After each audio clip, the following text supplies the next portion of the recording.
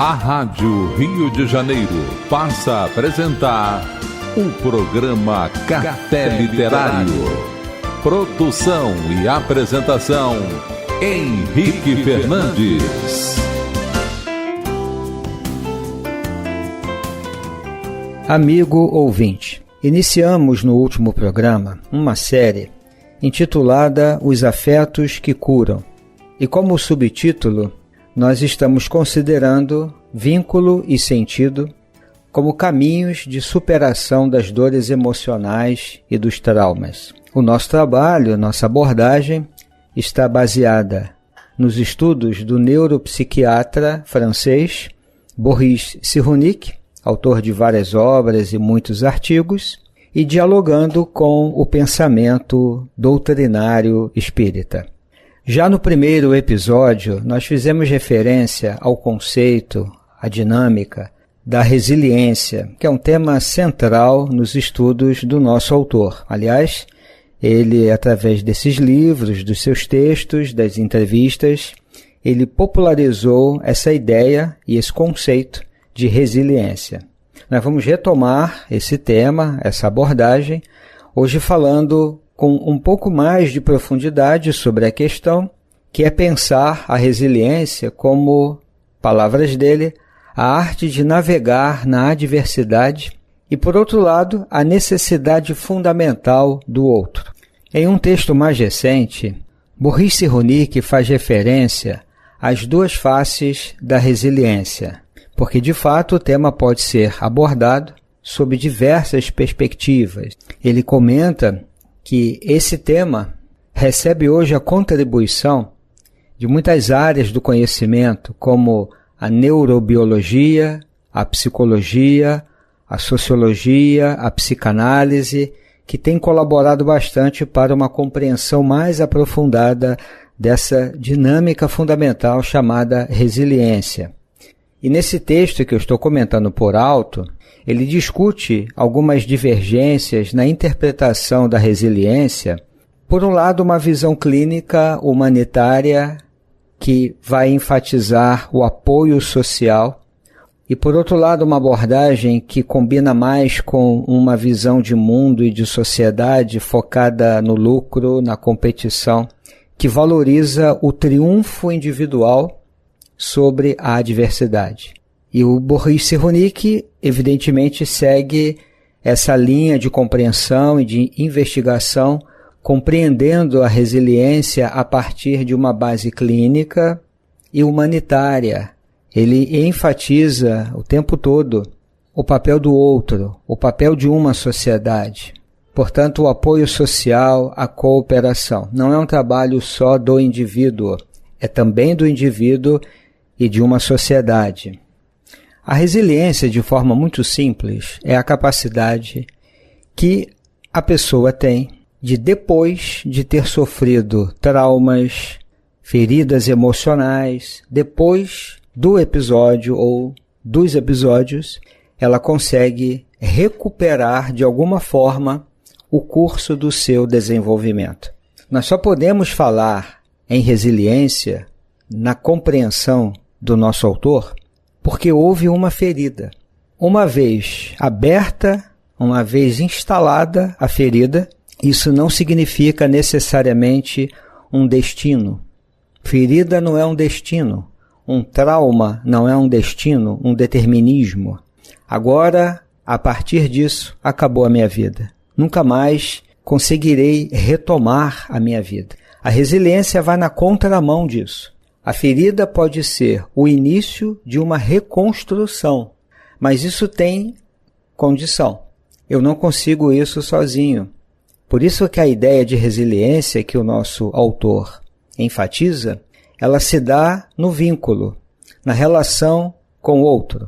Se estivermos sozinhos, ou se permanecermos sozinhos, o trabalho da resiliência, quer dizer, a retomada do curso do desenvolvimento, será ou impossível ou extremamente difícil. Ele compreende que isso, o outro, não é uma opção, é condição essencial para que possamos renascer da dor, retomarmos a vida depois do evento ou das marcas traumáticas.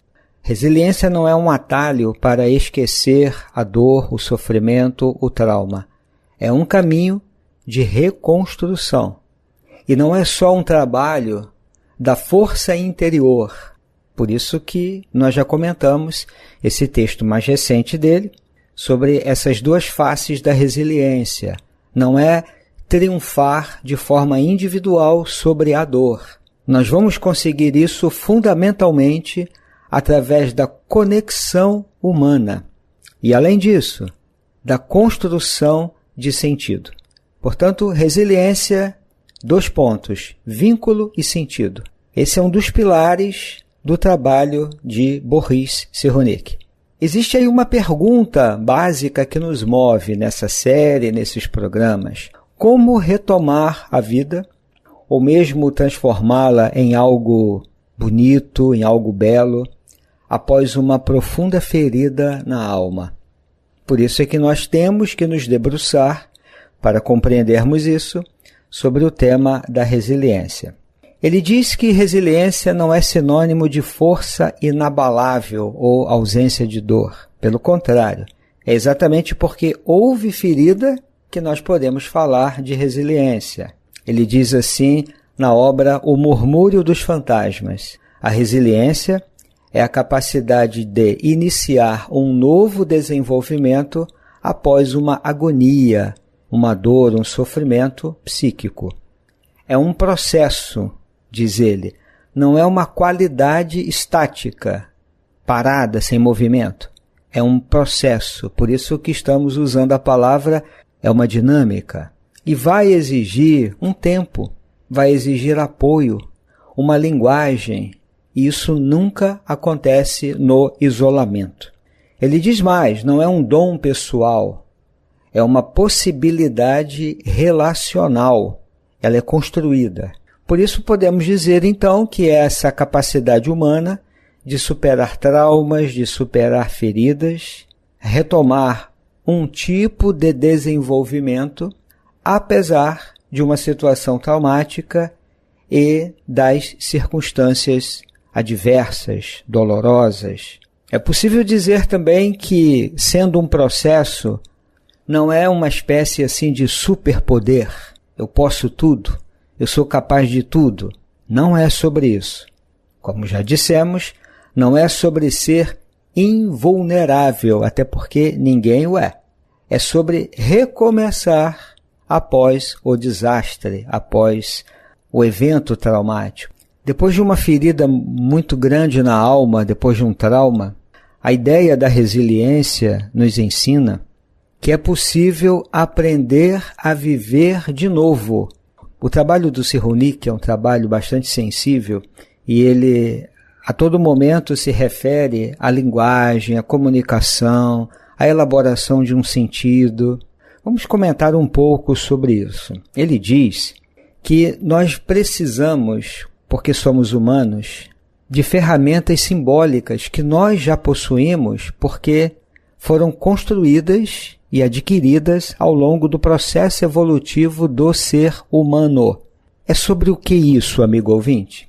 A dor precisa de palavras. A dor pode ser curada com arte, com ritos, com gestos, porque sem isso ele compreende que o trauma fica como que congelado no tempo.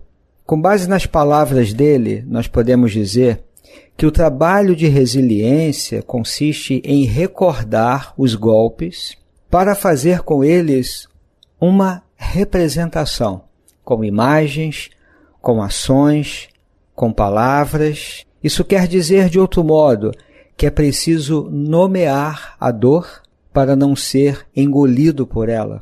E isso nos coloca diante de uma situação que é um tanto perigosa, eu diria assim. É um mito. Qual é o mito? O tempo cura tudo. Será que isso é verdade? Não, não é necessariamente uma verdade. O tempo não cura, o vínculo cura. Até porque os corações magoados e ressentidos sabemos muito bem que essa dor que nós experimentamos não tem tempo. ela pode ter ocorrido, a causa dessa ferida chamada ressentimento pode ter ocorrido há 2 meses, há 2 anos, há 50 anos. E quando nós nos recordamos do evento, eu sinto, no aqui e agora, como se isso tivesse ocorrido há poucas horas. É uma dinâmica, de certo modo, atemporal, vamos dizer assim, e por outro lado é um tanto cinematográfica, porque nós conseguimos lembrar daquela situação difícil nos mínimos detalhes. Por isso, é uma ilusão nós acreditarmos que o tempo vai curar tudo. Ele não acredita nisso, nosso pesquisador aqui.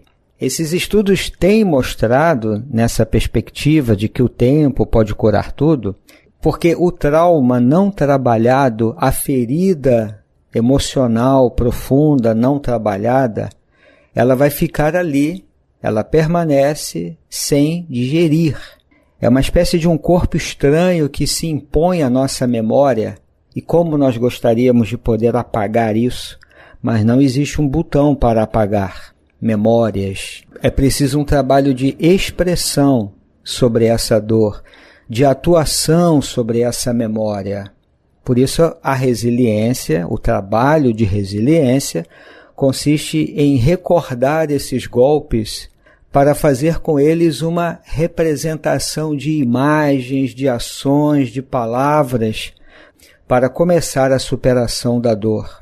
Por isso é tão importante aqueles que trabalham com crianças que sofreram maus tratos, abandonos, ou quando nós passamos por essas situações, a leitura pode ajudar muito, a arte, a música, poder falar sobre isso, poder transformar essa dor em algo diferente, assumir um trabalho, uma tarefa, abraçar o ideal. Todo esse trabalho simbólico nos ajuda a cuidar dessas feridas. Porque sem uma elaboração ativa, a ferida vai permanecer. O silêncio também não cura, nem o tempo, nem o silêncio. Porque no fundo, essa dor, essa ferida, ela começa a fazer parte da história da pessoa e vai exigir algum trabalho. Há uma frase dele na mesma obra, já citada, O Murmúrio dos Fantasmas. Esse título, por exemplo, já diz muita coisa. Quando a dor não é trabalhada, é como um fantasma que murmura. Então ele diz assim, é necessário um trabalho de narrativa compartilhada que possa soprar sobre a brasa de resiliência que ainda resta na pessoa. É um resgate, de algum modo. Mas é preciso, então, um vínculo, uma linguagem, é preciso escuta. É essencial. Sem vínculo e sem uma narrativa que possa dar algum sentido a tudo que aconteceu, e dar sentido não é justificar, não é negar a dor, é bem diferente disso. Sem esse trabalho, vínculo e sentido, o sofrimento pode se tornar um peso sem nome, é uma prisão, um encarceramento silencioso que deixa a pessoa um tanto refém dessa própria dor. É nesse sentido, amigo ouvinte, que ele vai introduzir um conceito que nós comentamos de forma mais superficial no programa anterior, que é a figura do tutor de resiliência. Isso é um estudo muito importante. Quem é o tutor de resiliência? Nós sempre vamos precisar de alguém, na infância, na vida adulta, alguém que possa nos ajudar de algum modo, em algum momento, em alguma situação. Essa figura que ele chama de tutor de resiliência é aquela pessoa ou um grupo que, com empatia, com cuidado, nos ajuda a transformar essa dor, que, como ele enfatiza o tempo todo, essa dor é trabalhada no vínculo e no sentido. Ele diz algo numa outra obra, que também já citamos no programa anterior, Os Patinhos Feios. É sobre a fábula mesmo, amigo ouvinte. Ele diz assim, tudo o que permite a retomada do vínculo social permite reorganizar a imagem que o ferido faz de si mesmo.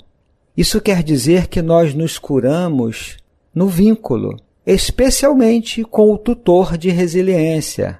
Isso pode acontecer por meio de uma palavra, um gesto, uma escuta. Na obra há pouco citada, ele diz, é como um companheiro afetivo que consegue fazer germinar o desejo de triunfar, o desejo de vencer. O tutor de resiliência, portanto, ele ajuda a criança, o adulto, a reconstruir o vínculo com a vida, mesmo após perdas e traumas. Quem é essa figura? Essa é uma pergunta fundamental. É uma pessoa graduada em alguma área do conhecimento? Pode ser, mas não é essa a condição sem a qual esse trabalho não vai acontecer. Não é sobre isso. Pode ser um professor, um avô, um amigo, um autor na área da filosofia, na área da ciência, na área da religião. Ele conta em uma das suas obras a história de um jovem que sobreviveu aos horrores dos campos de concentração durante a Segunda Guerra Mundial, o Holocausto. Ele encontrou num grande filósofo, esse jovem encontrou, na figura de Spinoza, grande filósofo, um diálogo que conseguiu salvá-lo do desespero, da aflição. Spinoza, para esse jovem sobrevivente, foi um tutor de resiliência. Uma criança, que ele comenta, negligenciada pelos pais, descobriu na professora a primeira pessoa que a viu de verdade. Aquele olhar que abraça, e não o olhar que despreza, que torna o outro invisível. É um olhar que inclui, que estende as mãos e que personaliza, dá um nome, conhece aquela criança pela primeira vez. Essa criança se sentiu vista por alguém. Foi na escola.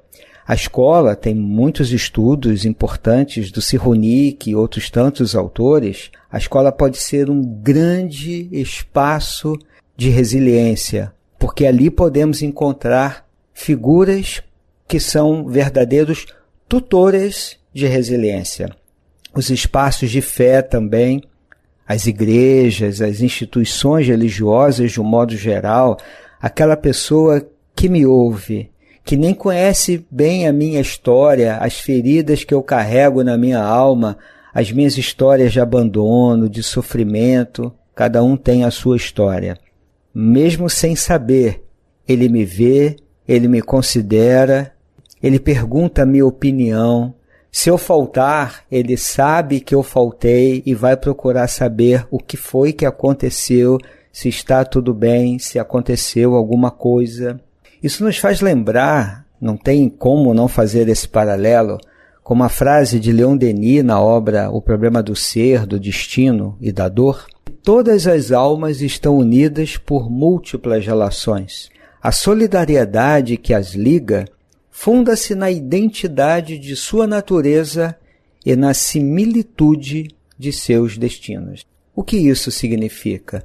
Todos nós, em humanidade, estamos vinculados, porque temos temas que são comuns, porque são temas universais, e na essência somos iguais, somos humanos, vulneráveis, temos necessidades, temos anseios, e na similitude de nossos destinos, diz o Leon Denis, porque numa compreensão espiritual estamos destinados a patamares mais evoluídos, mais desenvolvidos da nossa jornada enquanto espíritos, enquanto individualidades espirituais. Portanto, ninguém consegue caminhar bem sozinho. É muito importante nós refletirmos sobre isso.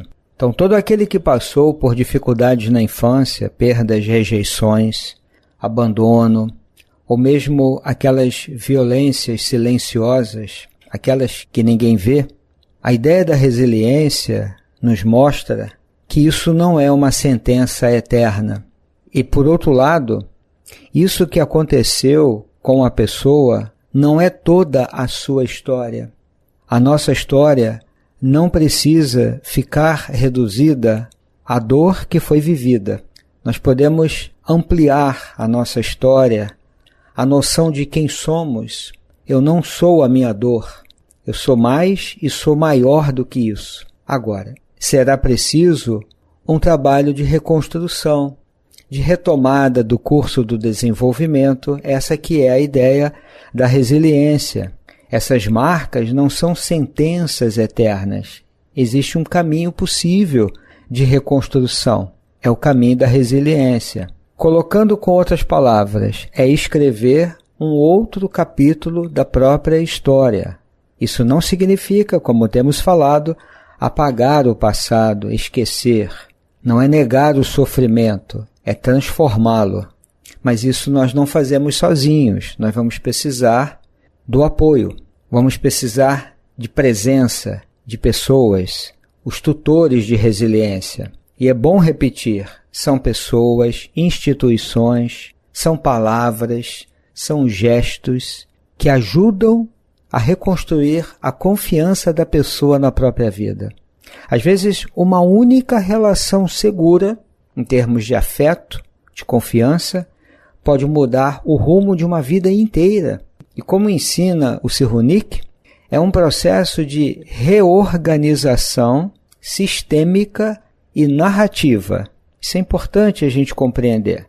Por que é uma reorganização? A própria resiliência. É um processo sistêmico que vai envolver o corpo, a emoção, as relações, os vínculos e tudo isso dentro de um contexto social. Não é só o indivíduo com ele mesmo.